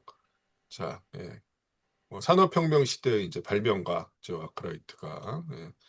다음 시간에 이제 등장을 할 건데, 실제로 다음 시간에 나온 이제 각주에서 보면 아크라이트가 엄청나게 많은 것들을 발명한 것으로 기록되고 있는데, 그 대부분이 이제 딴 사람이 그 만든 걸 훔쳐내고 이제 자기 것처럼 포장한 거였다라고 이야기합니다. 어쨌거나 기계가 질서를 창조했다라고 지금 이야기하고 있는 거예요. 그 이야기입니다. 자, 여기까지가 이제 두 번째 과제 풀이였습니다. 자, 질문 있으면 해주시고요. 그러면은 내처 그 첫 번째 과제도 같이 한번 보도록 하겠습니다. 자, 뭐 지난 시간에 우리가 살펴본 내용하고 또 대부분 겹치기는 하는데요. 보도록 할게요. 자, 1번 볼까요? 이 부분은 자, 다들 한 번씩 읽으셨고, 정명옥 씨 이 문장 한번 읽어주시기 바랍니다. 어떤 물건은 가치를 가지지 않으면서 사용 가치일 수 있다. 어떤 물건, 그리고 인간 노동의 어떤 생산물은 상품이 아니면서 이용할 수 있다. 예, 그렇죠. 이게 이제 어디 나오냐면은 1장 1절에 나오는 이야기예요. 1장 1절에서 그 제일 마지막 부분에 그 상품이 되기 위한 이제 조건들에 대한 이야기입니다. 그래서 50쪽이죠. 추가적으로 읽어주시기 바랍니다. 여기서부터입니다. 부탁드립니다. 정명옥 씨. 어떤 물건은 가치를 가지지 않으면서 사용 가치일 수 있다. 인간에 대한 그 물건의 유용성이 노동에 의해 매겨지지 않는 경우에 그러하다. 예를 들면 공기, 천여지, 미개간지, 자연의 초원, 야생의 수목 등이 그러하다. 어떤 물건, 그리고 인간 노동의 어떤 생산물은 상품이 아니면서 이용할 수 있다.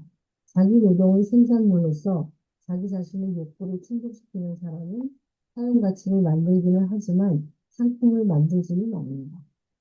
상품을 생산하기 위해서 그는 사용 가치를 생산할 뿐 아니라 타인을 위한 사용 가치, 즉 사회적 사용 가치를 생산해야 한다. 이렇게 되죠. 그래서 자, 사용 가치라고 해서 반드시 가치를 갖느냐? 인간의 노동이 투입될 필요가 없는 경우에는 사용 가치지만 가치를 가지지 않습니다. 근데 인간의 노동을 통해서 만들어진 사용 가치라고 하더라도 자기 자신을 위한 사용 가치는 상품이 아니다라는 거죠. 즉, 타인을 위한 사용 가치, 사회적 사용 가치여야 되고 동시에 그것이 일방적인 이제 증여가 아니라 교환을 통해서 이전될 때만 상품으로 된다라는 조건들을 이야기하고 있어요. 그게 1번이고요. 그 다음에 두 번째입니다. 1장 2절에서 나오는 이야기죠. 민병헌 씨 읽어주시기 바랍니다.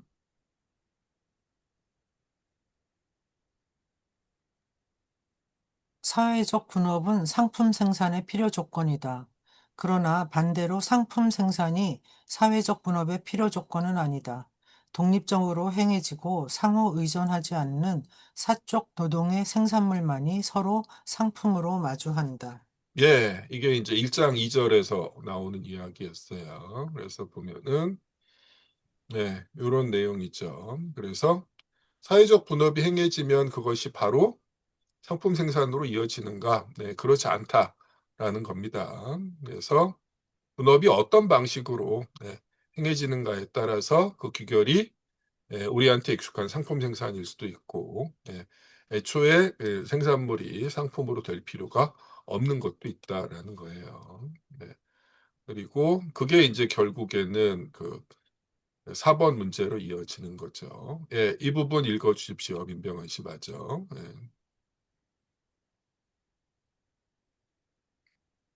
부르주아 사회에서는 노동 생산물의 상품 형태 또는 상품의 가치 형태가 경제적 세포 형태다. 서문에서 이제 나와 있는 얘기였는데, 지난 시간에도 말씀드렸던 것처럼, 왜 그냥 상품이 경제적 세포 형태다라고 이야기하지 않고, 노동 생산물의 상품 형태 이런 식으로 쓰고 있느냐라는 거죠. 노동 생산물이 바로 상품이라는 보장이 없다라는 거예요. 우리는 이제 그렇게 생각하기 쉽지만, 그것이 바로 이제 상품 불신이라고 막스가 이야기했었죠. 그래서, 어떤 경우에 노동 생산물이 상품으로 되는가를 이해하는 게 이제 중요하죠. 자, 그 다음에 이제 3번은 지난 시간 이제 말미에 우리가 살펴봤던 거죠. 왜 하필 막스가 가치의 실체를 이제 인간의 노동이라고 규정했는가라는 거예요. 그래서, 뭐, 당시에도 그렇고, 이제 지금까지도 여기에 대한 이제 문제 제기 내지는 이제 공격이 행해지고 있는데, 특정한 정치적 의도를 가지고 일방적으로 가정한 게 아니라 지극히 당연한 사실이다라는 겁니다. 자, 우리 눈에 보이는 건 생산물의 교환 가치 가격이다라는 거죠. 근데 사실은 이제 이 교환 가치의 배후에 있는 가치가 결국에 인간의 노동이라는 규정은 어떤 의미를 갖느냐? 라는 거죠. 그래서 인간이 생존하기 위해서 필수적으로 이제 노동해야 하고 뿐만 아니라 그 사회가 다양한 상품들, 다양한 사용 가치들을 제공하기 위해서 총노동을 적절하게 이제 분배해야 한다라는 건데 어떤 사회든지 이런 요구를 충족시켜야 되는데 우리가 살고 있는 사회에서는 이게 어떤 방식으로 충족되느냐라는 거죠.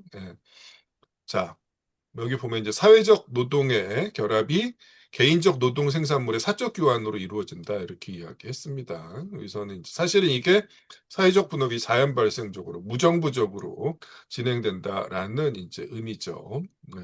그랬을 때는 이런 노동의 비례적 분배는 항상 사후적으로 관철될 수밖에 없죠. 어떻게? 개별 생산자들이 생산물을 상품 형태로 시장에 들고 나와서 제대로 팔리면 문제가 없고 그렇지 않으면 뭐 팔리지 않거나 또는 이제 실제로 들인 노동 시간보다 더 적은 노동 시간으로밖에 가격이 실현될 수밖에 없는 상황이 이제 맞닥뜨려지고 사후적으로 그걸 이제 교정하는 과정. 그리고 그럼에도 불구하고 이게 그 제대로 그 교정되지 않으면 때로는 이제 주기적인 과잉 생산 공황이라는 형태로 때로는 폭력적이고 이제 파괴적인 방식을 통해서 강제로 조정되는 방식인데 그래서 생산물들의 교환 가치, 상품의 가격의 배후에 있는 것들이 결국 이런 메커니즘이다라고 이제 이야기하는 거예요. 그래서 여러 차례 말씀드렸지만 결국 가치라는 건 뭐다? 상품을 획득하기 위해서 사회가 지불해야 하는 비용이고 그 실체가 인간의 노동이라는 것은 이제 지극히 당연한 거다라는 거였습니다. 자, 그 다음에 이제 그 5번은 1장 3절하고 2장에 대한 이야기죠. 서문에 이런 문구가 나왔었어요. 화폐 형태로 완성되는 가치 형태라는 이제 문구가 나왔었는데 이게 이제 어떤 의미냐라는 겁니다. 자, 5번의 이 부분을 은찬 씨가 읽어주시기 바랍니다. 화폐는 종류가 다른 노동 생산물이 실제로 서로 동등시되고 따라서 상품으로 전환되는 교환 과정의 필연적인 산물이다.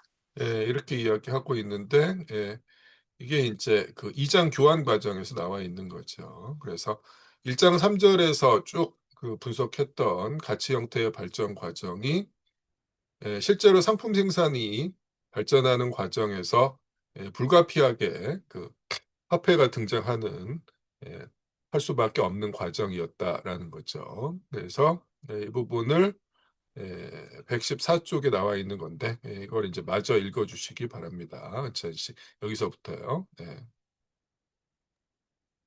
교환 현상의 역사적 확대와 심문은 상품의 성질 속에 잠자고 있는 사용 가치와 가치 사이의 대립을 발달시킨다. 원활한 상거래를 위해 이 대립을 외부로 표현하려는 욕구는 독립적인 가치 형태를 만들려는 충동을 낳게 되는데 이 충동은 상품이 상품과 화폐로 분화됨으로써 하나의 독립적 가치 형태를 얻을 때까지 중지되는 일이 없다. 따라서 노동 생산물이 상품으로 전환되는 것에 발맞추어 특정 상품이 화폐로 전환된다. 이렇게 된다라는 거죠. 자, 그 다음에 그 6번은 이제 오원과 푸르동에 대한 비교인데 이것도 이제 지난 시간에 한번 봤던 내용인데 3장 1절에 나왔던 내용이죠. 3장 1절에 각주에 나와 있는 거예요. 이 부분을 다시 한번 보도록 하겠습니다. 123쪽에 각주 1번인데요. 이 부분은 이소미 씨께서 읽어주시기 바랍니다. 어째서 화폐 그 자체가 직접적으로 노동시간을 대표하지 못하는가? 어째서 예컨대 한 장의 종이 쪽지가 X 노동시간을 대표하지 못하는가 하는 문제는 어째서 상품 생산의 토대 위에서는 노동 생산물이 상품의 형태를 취하지 않으면 안 되는가 하는 문제로 돌아온다. 왜냐하면 상품의 형태를 취하면 노동 생산물은 상품과 화폐 상품으로 분화되기 때문이다. 또한 어째서 사적 노동은 그 대립물인 직접적으로 사회적인 노동으로 취급될 수 없는가 하는 문제도 있다. 상품 생산 사회에서 노동화폐라는 천박한 유토피아적 이상주의에 대해 나는 다른 곳에서 상세하게 검토했다. 정치경제학 비판을 위하여. 여기서 또 하나 지적해두고자 하는 것은 예컨대 5원의 노동화폐가 화폐가 아닌 것은 극장의 입장권이 화폐가 아닌 것과 같다는 점이다. 5원은 직접적으로 사회화된 노동, 즉 상품 생산과는 정반대인 생산 형태를 전제하고 있다. 노동증명서는 개인이 공동노동에 참여한 부분과 공동생산물 중 소비용으로 예정된 부분에 대한 그의 청구권을 확증하는 것에 지나지 않는다. 그러나 5원은 상품 생산을 전제하면서 동시에 상품 생산의 필연적 조건들을 화폐에 관한 속임수에 의해 제거해 보려는 엉뚱한 생각, 프루동과 같은 생각을 한 것은 아니었다. 자, 프루동의 노동화폐를 막스가 이제 뭐 가혹하리만큼 이제 비판을 합니다. 네, 그럼에도 불구하고 5월의 노동화폐는 전혀 다른 것이다라고 이야기하고 있어요. 네, 핵심은 뭐예요? 자, 노동시간이 이제 쓰인 쪽지를 그 사용한다라는 점에서는 5원과 푸르동이 다르지 않지만은 사실은 그게 핵심이 아니라 뭐예요? 생산이 어떤 방식으로 조직되는가다라는 거죠. 자, 5원은 자기가 운영하는 이제 공장에서 노동자들이 행한 그 노동 시간 그 성과를 를 대상으로 해서 그 청구권에 해당하는 방식으로 노동시간 쪽지를 발행했다라는 거죠. 노동증명서를 발행했다라는 거야. 근데 공장 내에서 이제 5원이 운영하는 공장 내에서의 분업은 계획에 의한 분업이었고 그렇기 때문에 그 각각의 노동자들이 행한 노동은 직접적으로 사유하던 노동, 처음부터 이제 그 의미를 인정받은 노동이었다라는 거예요. 그래서 그 성과 중에 이제 일부를 각자가 기여한 만큼을 이 노동 시간 쪽지를 통해서 받아가는 게 아무런 문제가 되지 않지만, 프로동은 개별 생산자들이 자기 작업장에서 자기 자신의 판단에 의해서 자연 발생적으로 무정부적으로 생산한 결과들을 당연한 것처럼 다른 생산물들과 교환하는 권리를 노동화폐라는 걸 통해서 이제 부여하고자 했다라는 거죠. 그래서 상품 생산은 그대로 두면서 화폐만 폐지하려고 하는 근본부터 이제 잘못된 시도를 했었다라는 거죠. 자, 그 다음에 이제 7번 보도록 하겠습니다. 7번은 보자. 피린 씨 지금 읽으실 수 있는 상태인가요? 가능하면 읽어주세요. 다음 주장을 비판하시오. 모든 판매는 구매이고 모든 구매는 판매이기 때문에 상품 유통은 판매와 구매 사이의 필연적인 균형을 낳는다. 이른바 이제 뭐 쇠의 법칙이라고 알려져 있는 되도 않는 이야기인데 그 내용이 이제 3장 2절에 나오는 이야기인 거죠. 3장 2절에서 147쪽에 나와 있습니다.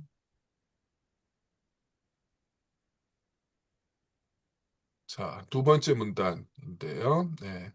자, 이 부분 읽어주십시오, 피린 씨. 모든 판매는 구매이고 모든 구매는 판매이기 때문에 상품 유통은 판매와 구매 사이의 필연적인 균형을 낳는다는 이론처럼 황당무계한 이론도 없다. 이것이 의미하는 바가 현실에서 행해진 판매의 수가 현실에서 행해진 구매의 수와 동일하다는 것이라면 그것은 아무 의미도 없는 동어 반복이다. 그러나 이 이론은 판매자가 자기 자신의 구매자를 시장에 데려온다는 것을 증명하려고 한다. 판매와 구매는 양쪽에서 대립하고 있는 두 인물, 즉 상품 소유자와 화폐 소유자 사이의 교환 관계로서는 하나의 동일한 행위이다. 그러나 판매와 구매는 동일한 인물의 행동으로서는 전혀 다른 서로 대립한 두 개의 행위다. 그러므로 판매와 구매의 동일성은 만약 상품이 유통이라는 영분술사의 증류기 속에 투입된 뒤 화폐의 모습으로 다시 빠져나오지 않는다면, 다시 말해 상품이 상품 소유자에 의해 판매되지 못하며 따라서 화폐 소유자에 의해 구매되지 않는다면 그런 상품은 무용지물이라는 것을 암시하고 있다. 일단 여기까지예요. 자, 이른바 이제 공급은 수요를 창출한다는 식의 논리가 어디서 나왔느냐라고 했을 때 그 148쪽에 이제 각조 24번에 이런 얘기가 나와 있죠. 막스가 이제 부르주아 경제학의 변호론적 특징 두 가지라고 이야기하면서 그 첫 번째로 이야기하는 게 이겁니다. 상품 유통과 직접적 생산물 교환 사이 차이점을 무시함으로써 이걸 동일시하는 거다라는 거예요. 그래서 성경책과 이제 위스키를 맞교환하는 것과 성경책을 팔아서 화폐를 얻고 화폐로 위스키를 구매하는 게 아무런 차이가 없다라고 생각한다라는 거죠. 근데 단순히 화폐 하나 들어간 것처럼 보이지만 전혀 다른 문제다라는 거죠. 자, 성경책과 위스키를 맞교환할 때는 성경책의 소유자도 사유소유자가 위스키를 요구할 필요로 할 뿐만 아니라 위스키의 소유자도 성경책을 필요로 했어야 됐다라는 거죠. 근데 화폐가 등장했을 때는 전혀 다른 일이 벌어진다라는 겁니다. 우리가 살펴봤던 것처럼 책에 이제 145쪽의 역사주에 이런 내용이 나와 있죠. 여기 보면은 성경책의 판매자가 위스키를 그 화폐로 사는데 실제로 그 성경책을 구매한 사람은 아마포를 판매한 사람이었다라는 거죠. 즉 위스키의 판매자는 성경책과 이제 아무런 관련이 없고 오직 일반적 등가물이 이제 화폐를 성경책을 판매한 사람이 가지고 있으니까 구매했을 뿐이다라는 거예요. 그래서 성경책을 아무리 많이 만들더라도 위스키를 만든 사람은 거기에 이제 아무런 관심이 없을 수 있다라는 거죠. 이제 이걸 이해하지 못한 거다라는 거죠. 이른바 물물 교환과 화폐를 매개로 한 상품 유통이 근본적으로 이제 다르다라는 것들을 이해하지 못하고 있었다라는 거죠. 그러면서 이른바 그 과잉 생산 공황도 불가능하다라는 식으로까지 이야기를 해 나갔다라는 거예요. 그게 이제 7번에 나온 이야기고요. 그다음에 이제 8번 역시 지난 시간에 살펴본 거지만은 16세기의 가격혁명이 이제 왜 발생했느냐라고 했을 때 화폐 수량설의 주장은 뭐였어요? 화폐로 사용되는 이제 귀금속의 양이 늘어났기 때문이었다라는 주장이었습니다. 실제로는 뭐다? 화폐의 생산에 필요한 노동 시간, 즉 화폐 상품의 가치 자체가 줄어들었기 때문이다라는 거죠. 이게 이제 153쪽부터 나와 있는데 이 부분 잠깐 읽어보도록 하겠습니다. 자, 가치척도 자체의 가치가 하락하면 여기서부터 볼게요. 2장 혹시 부탁드립니다. 가치적도 그 자체의 가치가 하락하면 그것은 먼저 귀금속 생산지에서 귀금속과 직접 교환되는 상품들의 가격 변동으로 나타난다. 그러나 특히 부르주아 사회가 덜 발전한 단계에서는 상품들의 대부분은 오랜 기간 가치척도의 종래 가치, 이미 오래전에 비현실적으로 되었다에 의해 평가될 것이다. 그렇지만 한 상품은 그들 공통의 가치관계를 통해 다른 상품에 영향을 주므로 상품들이 금가격 또는 은가격은 점차 그들이 상대적인 가치에 의해 규정되는 비율로 고정되고 드디어 모든 상품 가치가 화폐 금속의 새로운 가치에 따라 평가된다. 이와 같은 조정 과정은 귀금속과 직접 교환되는 상품의 대금으로 귀금속이 유입되기 때문에 귀금속량의 계속적인 증대를 수반한다. 그러므로 상품들의 가격이 조정되어 가는 데 비례하여 다시 말해 상품들의 가치가 귀금속의 새로운 가치, 이미 떨어졌거나 어느 수준까지는 계속 떨어지고 있다에 따라 평가되는 데 비례하여 그것과 같은 속도로 이 새로운 가격의 실현에 필요한 귀금속의 추가량도 이미 존재하게 되는 것이다. 이런 식의 메커니즘이었다라는 거예요. 그래서 사실은 이제 가격혁명이라는 현상이 한 세기 가까이, 100년 가까이 이제 걸렸는데 왜 그랬느냐라고 했을 때 뭐 오늘날의 관점에서 보면은 이런 식의 화폐 상품의 가치 하락은 즉각적인 그 가격 변동으로 나타날 텐데 당시만 해도 어떤 상황이었어요? 부르주아 사회가 덜 발전한 상황이었다라는 거죠. 자, 16세기라고 하면은 이제 막스가 자본의 근대사가 이제 시작된 시기라고 이야기하는 거예요. 그래서 자본주의적 생산이 아직 사회 생산 전반을 장악하기는커녕 이제 부분적으로 이제 막 생겨나기 시작한 시기였다라는 거죠. 그런 시기에서 그 라틴 아메리카 지역에서 일어난 화폐 상품의 이제 가치 하락이 유럽 전역에 확산되기까지 이제 한 세기가 걸렸다라는 거고, 그러면서 이제 자연스럽게 겉보기로는 어떤 일이 벌어졌다? 귀금속의 양이 늘어나는 과정에서 상품들의 가격 상승이 동반되었기 때문에 마치 화폐량의 증대가 상품 가격에 상승을 가져온 것처럼 잘못 생각하게 되었다라는 설명이었습니다. 자, 여기까지가 첫 번째 과제였네요. 자, 다시 한번 질문 또는 하실 말씀 있으면 부탁드립니다. 이렇게 해서 1권상을 모두 살펴봤고요. 이제 다음 시간부터는 이제 1권하로 넘어갑니다. 1권하 기계화 대공업이고요. 15장을 크게 3번에 걸쳐서 살펴볼 텐데요. 다음 시간에는 1, 2, 3절 공부하도록 하겠습니다. 시간 내서 한 번 정도씩 읽어와 주시기 바랍니다. 늦은 밤까지 수고 많으셨습니다. 다음 주에 뵙겠습니다. 안녕히 주무십시오. 네, 네. 수고 많으셨습니다. 감사합니다. 감사합니다.